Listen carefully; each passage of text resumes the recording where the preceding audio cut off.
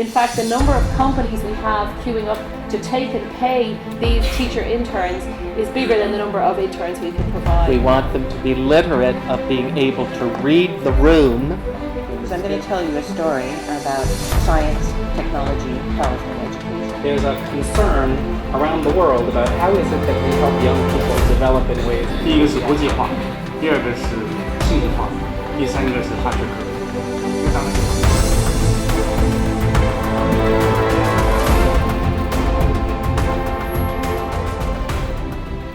So there are many things I could talk to you about, which I'm very proud of in terms of innovations at the University of Bristol School of Education in teaching, in research, in community relations.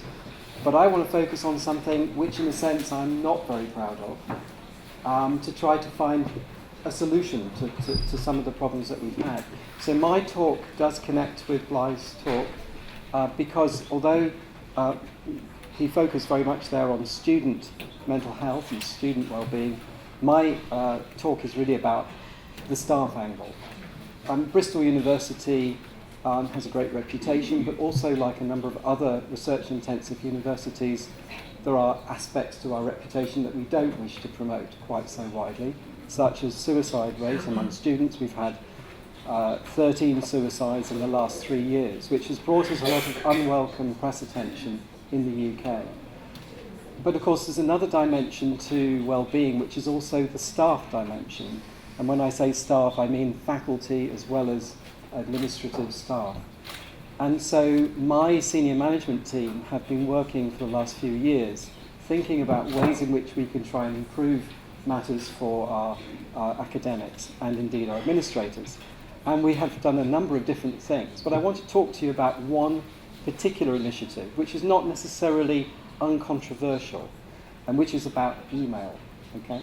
Now, I know in China perhaps 90% of your communication is on WeChat, but many of us are stuck in a sort of very old-fashioned world of email, and indeed we make our students also reply to everything on email. And so we've obviously, like many other schools and many other universities, we have protocols about how you should behave in terms of email. But we came to the decision quite a short time ago, about 6 months ago, to introduce an email policy within our school, which was very simple. And this simple idea was that we would have only email between 7 a.m. and 7 p.m., so a 7-7 policy. Also, no emailing at the weekend. And thirdly, and I'm sure lots of people who are married and got partners would be very happy about this, no emailing when you're on holiday. Okay? So this policy was introduced about 6 months ago, and in the immediate aftermath of introducing it, there was quite a lot of interesting reaction. Normally when I send out an email as head of school, I get very little reaction. I don't know about you. But this one got a lot of reaction, even though there'd been a lot of consultation. So there were some people, not all, but often male senior professors, who said, well, actually, my practice is to email people at 3 o'clock in the morning because I just never switch off. I'm working 24/7, etc. What we've said is, well, okay, you can continue to do the email, but just draft it. Put it in the draft box, automate it to send at 7 a.m. And I would say, largely speaking, this policy has been respected. Obviously, it doesn't apply to communications outside of the school. You can email people all over the world as much as you like, and it only applies within our School of Education.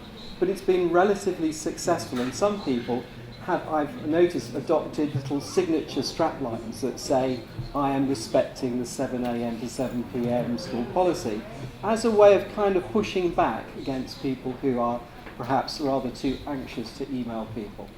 And I would say this policy has been really important in terms of adjusting some of the behaviour of very senior staff. This isn't just about less experienced staff, it's about very senior staff as well. And as the head of school, I have to say, I welcome the fact that when I wake up on a Sunday morning, my inbox is a lot lighter than it used to be. Thank you.